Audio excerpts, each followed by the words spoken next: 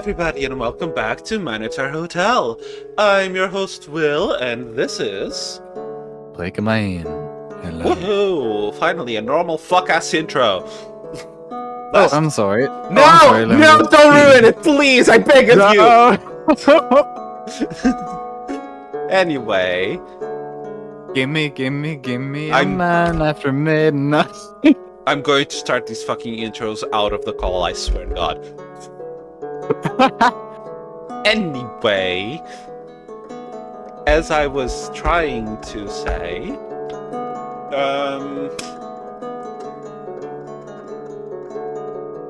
last episode, Asterion. This episode, Asterion. Wow. Great. Hopefully we'll also meet someone else. Because he's funky and fruity. Anyway. You're back in the ruined hallway. It stretches into the lobby and further into the Law Hotel. The hello that Up ahead. Aloha. Shut up. Up ahead, something catches your eye. A leather-bound volume, not too different from the check-in register you found in the reception office, has been carelessly thrown on the floor. Hello, I would like to go back to Minotaur Hotel. Why? Okay then. A cursory look reveals most of its pages have been torn out, but the cover's backside contains something written on the same script from the deed. The lips shift and twist under your gaze, marching into place the harder you look. After a few minutes, however, it turns uncomfortable, as your mind was being derailed by the paper.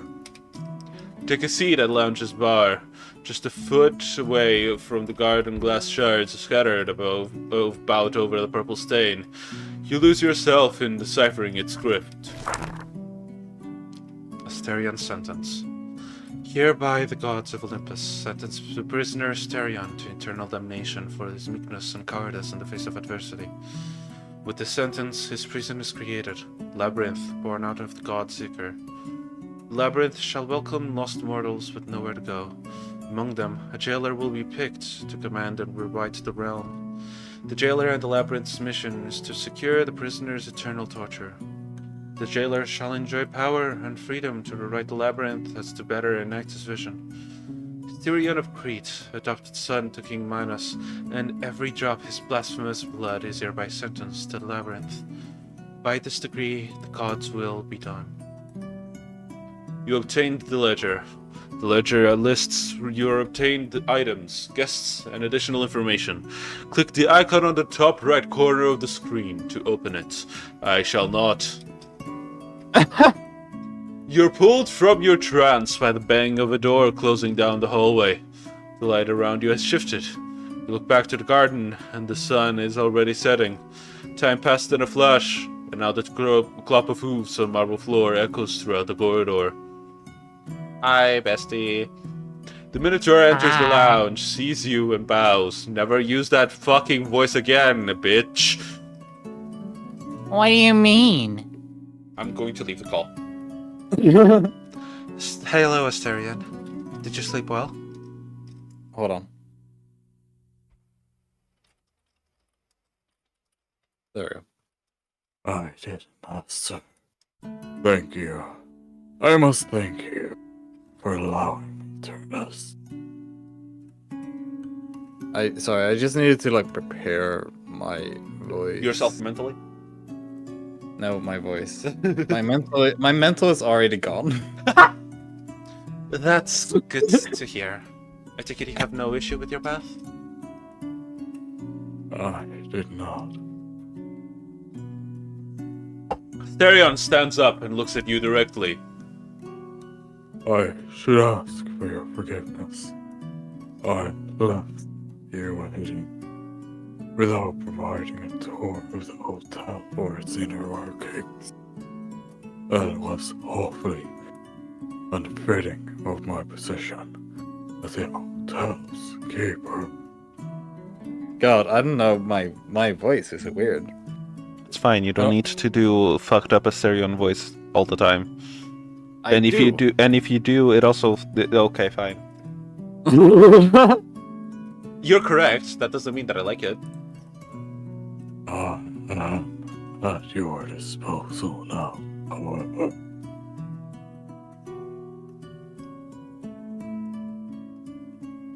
There are a few questions eating away at me, if you don't mind. But we can leave them for later if you aren't feeling well. I am willing to fulfill my duty.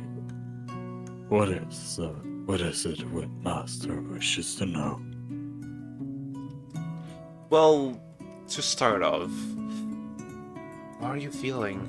Well, I'll admit I'm a little worried about you. How are you feeling? Was the shower enjoyable? The Minotaur shifts his gaze, trying to read your expression and tone, looking for a tinge of irony, or perhaps malice. I am well. It was quite peculiar showering after all those years. I had forgotten what water feels like. It's unfortunate that It's fortunate. Hello? It's for Do not turn him into a masochist, please. What do you mean? You were about to say it's unfortunate that my wounds were closed. Oh, fuck. it's fortunate that my wounds were closed. It could have been a painful affair otherwise. For quite a while, I just stood there under the water, thinking, feeling all that is to say. Yeah, I am doing well. It is kind of you to ask. Is that all you wish to know? What will you ask Asterion? So, about the food. Back there, you just make fruit appear on your hands. It was like the whole world just blinked for a second. What exactly is going on?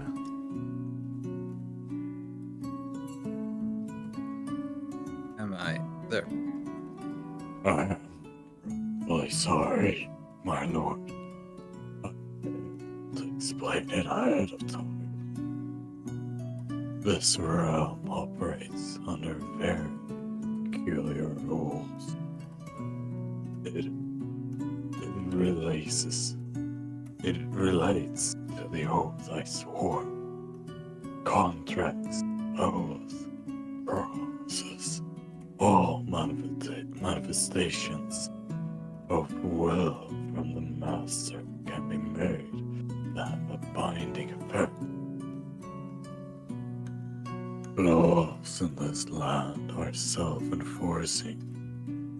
If branded by the Lord's mark, the oath I swore, it relates to one ancient piece of law.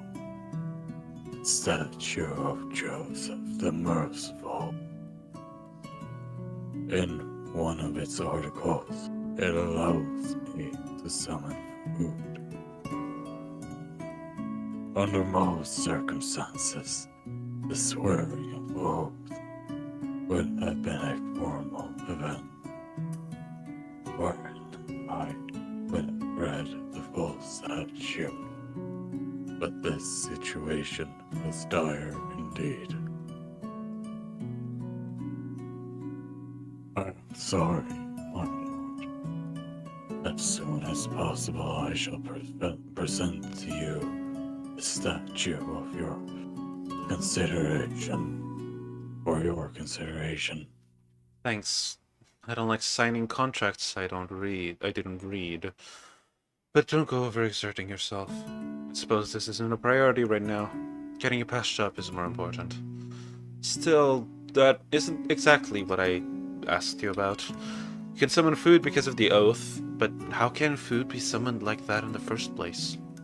In other words, what kind of place is this? The Minotaur's gaze goes to the floor. His hooves scrape against it. Circle was created to imprison me. The jailer's prison escape watch. The jailer's mission is to keep watch. And for that purpose, the gods saw it fit that matter could be spontaneously created. So the jailer's job would not be interrupted by things such as material limitations.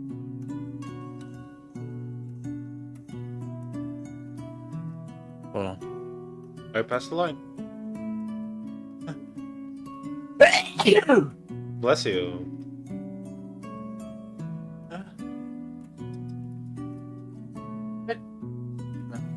Come on. Are you okay? No. It is, as well, master's compensation. Being able to create whatever your heart desires out of thin air. That is quite the reward, would you say? I accidentally passed it too early, but you still read the entire line, so who cares? That's right. This is no small power. With some creativity, anyone could make a fortune off of this place. Well, there are limitations.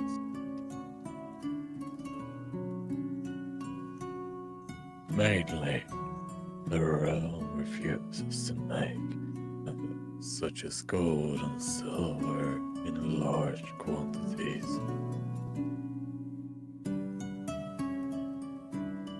But previous masters were quite creative, and that did not stop them from amassing fortunes of their own.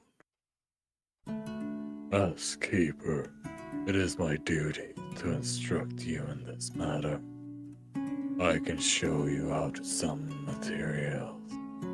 I appreciate that a lot, but we can leave that for later if it's complicated. I have more I'd like to discuss with you. Very well. Is it master who wishes to know? I'm still a bit shaken up after learning Greek gods are real, or were. There are a lot of implications of that, you know. For example, can I assume there's an afterlife then? Perhaps. I was sent to an afterlife after my death. It was called Hades. But that was back then. Thousands of years ago. I do not know what happened to the gods, or if the realm persists to this day.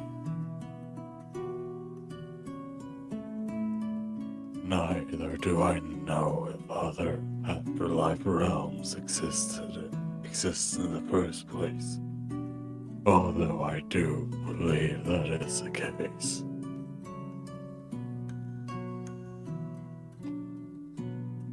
I am aware, however, that the worship of the Olympians has long gone out of favor. If Master would entertain my curiosity, is it still so? No one worships them, no. It's a dead religion, that's for sure. Most you'll find is people studying during history classes, and some places do use the gods as symbols. That's about it.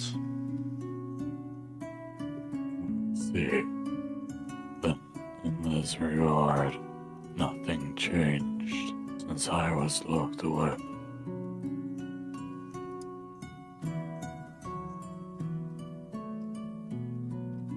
Hi, that's me, hold on.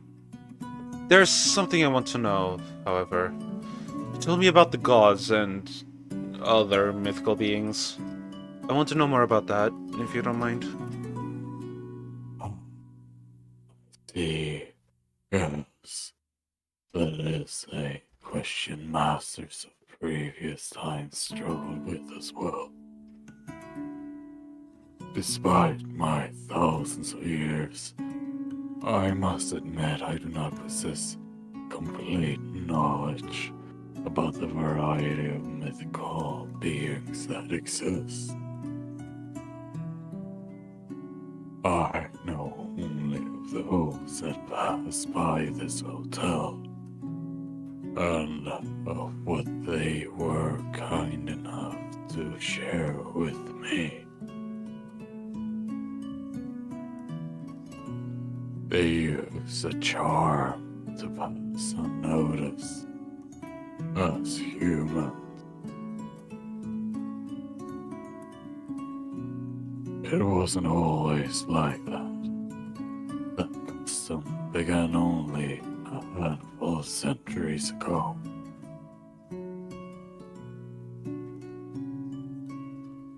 When I was a child, there was no such thing.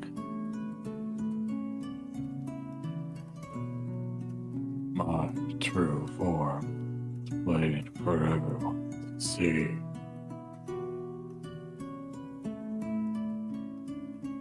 And Father Minos made sure I was seen.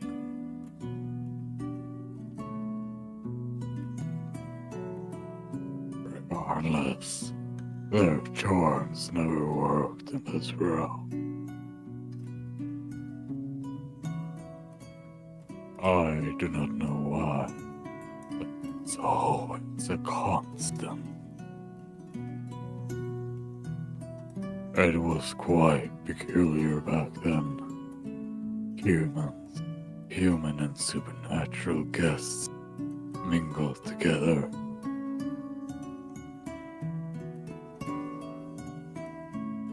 It was always jarring at first, but after a while, it becomes special. Humans are eager to learn about the unknown, and mythical beings yearn to live without a disguise.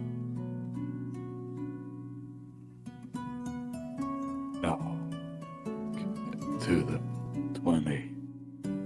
20th century,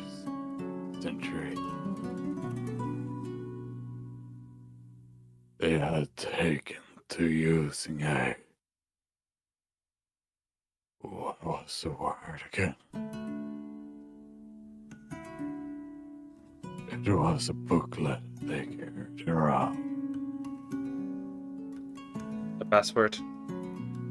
Yes, a passport. They would have it enchanted and would keep it closed, always. It was inconspicuous. But they'd keep multiple charms with them. Jewelry oftentimes, in case they were separated from their documents. Did they make fake passports then? How was that? I don't think so. I'm sorry that I know not much about it. But I had the impression these booklets were issued by the government, as in the government made the enchanted passports. A few times I was told they had to be registered. It was quite common for mythical beings, even the staff, to be required to report back to their countries for bureaucratic affairs, or for warfare. Master John Murray was not the only man who lost to the Great Wars. I didn't expect there to be bureaucracy around mythical beings. Indeed, it is a tad peculiar.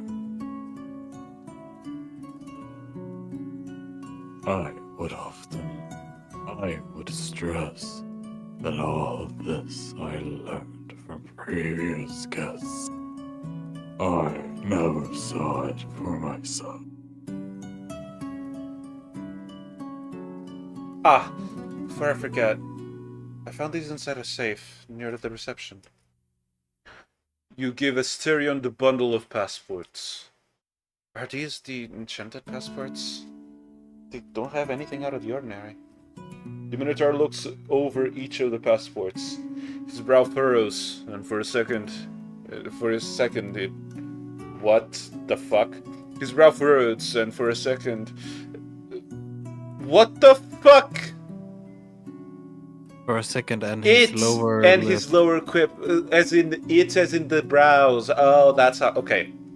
His brow furrows, and for a second, it and his lip quivers. And it and his lower lip quivers. Fucking hell. The lack of a comma ruined that line completely.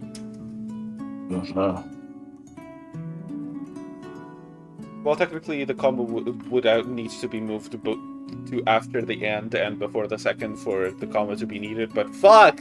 That confused my head so much! This is it.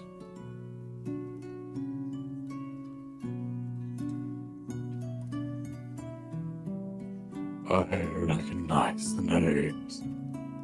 These are the passport.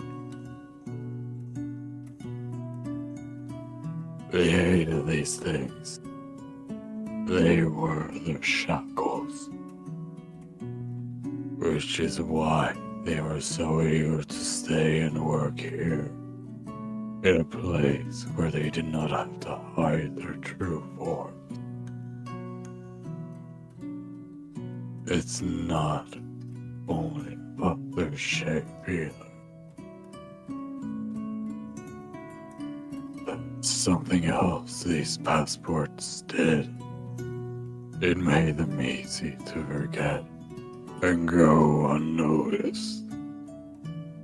Again, I never witnessed it for myself, but I was told it was terribly difficult to make friends, establish relationships too, when your loved ones are prone to forgetting you ever existed.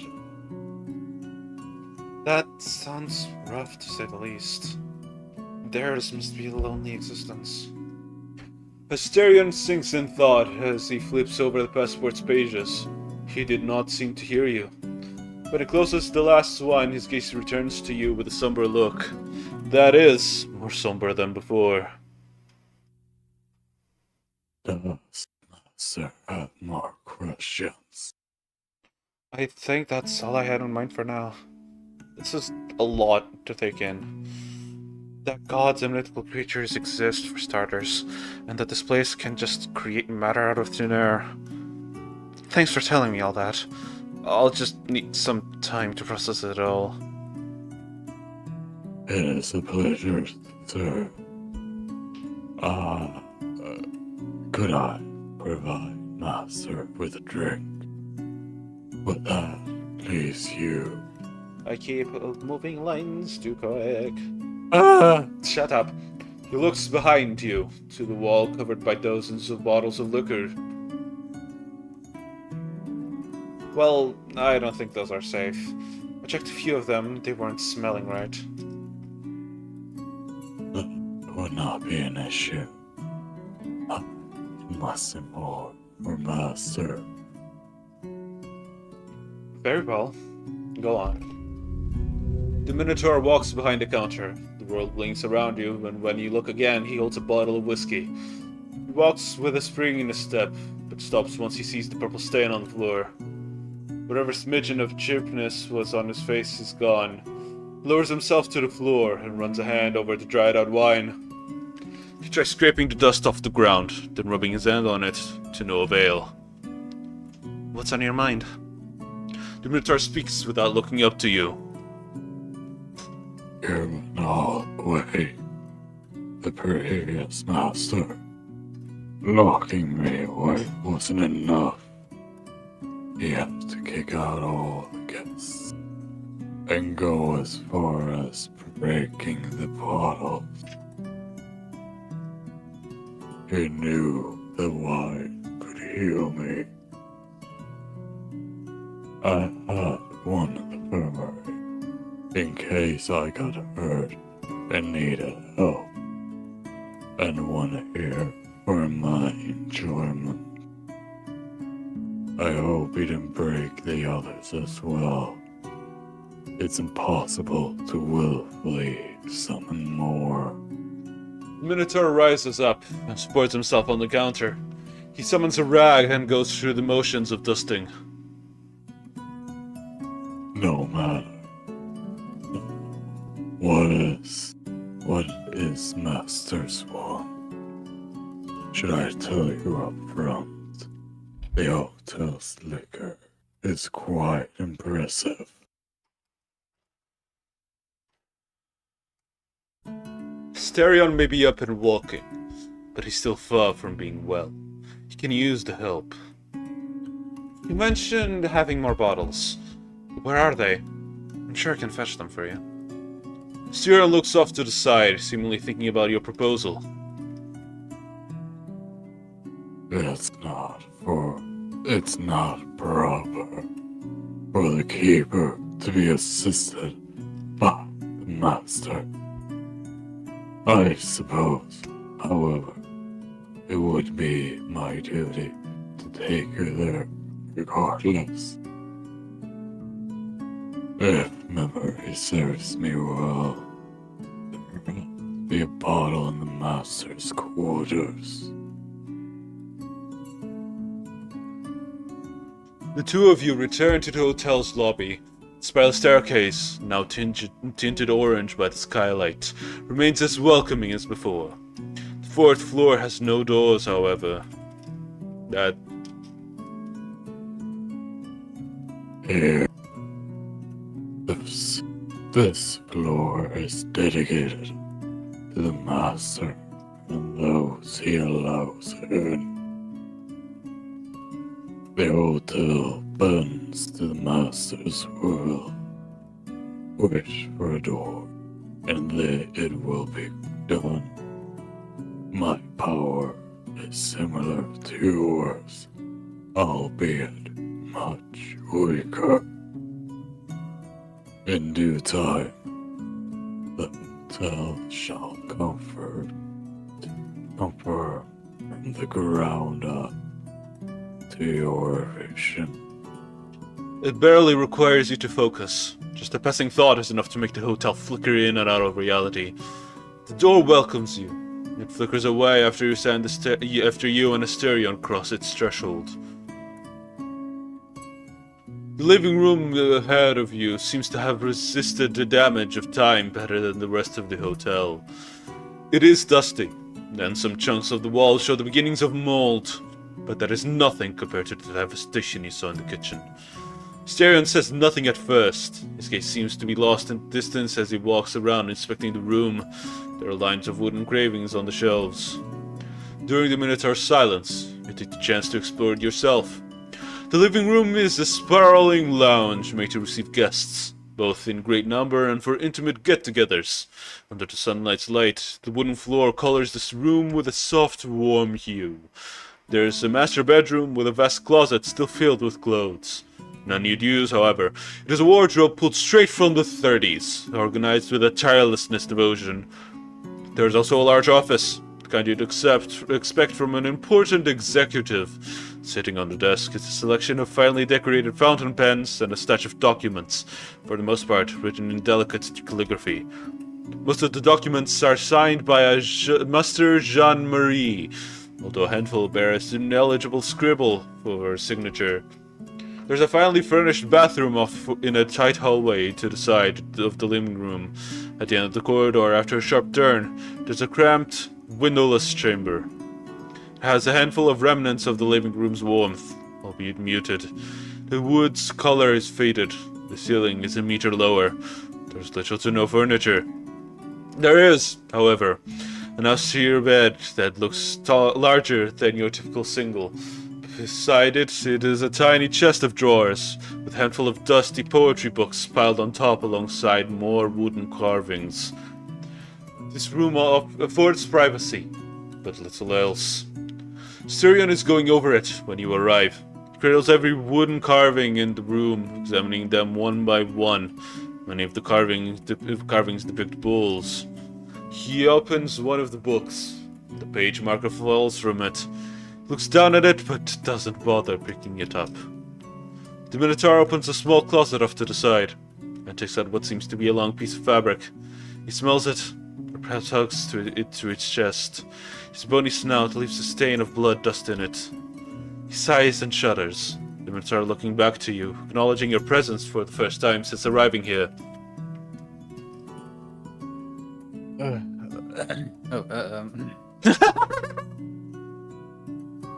My voice is tired, I'm sorry. That's fine. Really sorry. I was lost in thought. How long have we been recording? 30 minutes. 30? Oh my... Why, you thought it was more?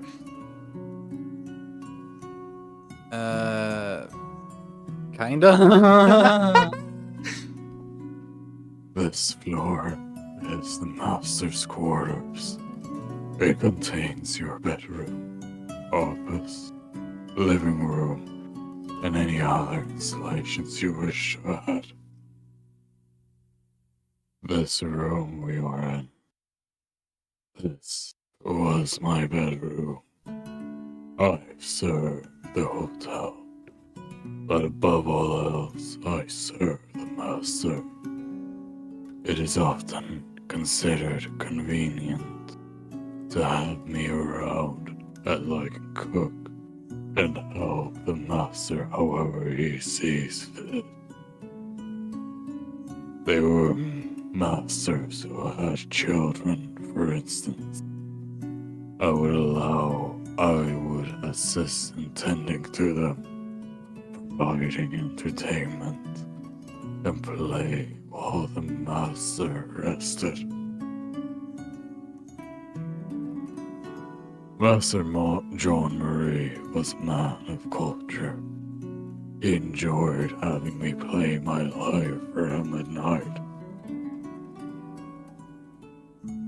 The Minotaur's gaze wanders away again. His hands caress a wooden carving. The wine should be in the kitchen. The two of you go there. This time, there's no purple stain on the floor or glass shards thrown about. The empty bottle is gingerly placed on the counter beside the sink. Styrian sinks down again. At least he did not damage Master John Marie's craving carvings. Was that the last bottle? No, I have one last bottle stashed away. And I'm sure it must still be intact. There's no way he learned about that one. It's all the way downstairs. All the way. About 30 floors down, yes. Worry not, master. It's getting late already. I can prepare you a proper meal and dust off your quarter. You may rest for the night. I shall deal with this affair after you have gone to sleep. No, I can't let you do that. You're in no state to go up and down 30 flights of stairs. Tell me where to find the bottle. While I go down there, you can check over the quarters, if you want to go over the previous master's belongings. For a single moment, you see Asterion looking off to the side, pondering before giving you his response. Very well. I obey. The 25th on the ground floor is much like this one, without doors. You may command the hotel to reveal the way. It's where we've stored things over the centuries. All the way down the corridor, there's a wall painting. The bottle should be in front of it. You answer with a thumbs up as you summon the door out. Okay, And since you also summon the end of the episode. Well, I hope that you enjoyed this episode, and if you did, like, comment, and subscribe to any of those things in any of that order. I don't really mind. And if the content in my channel wasn't enough to satisfy you, you can go over to Pikamain's channel. where we also read some visual novels, but the main focus I try to keep with my channel is essentially voice attempt a bunch of characters in visual novels and games and stuff. I don't know. Yeah. The majority of them are called voice impressions, but I don't know if they're actually voice impressions. You know, I don't know what they're called. Fair. They're fan dubs. Yes. And even if you're only here for this episode, I hope that you have a lovely rest of your day. Bye-bye! Bye.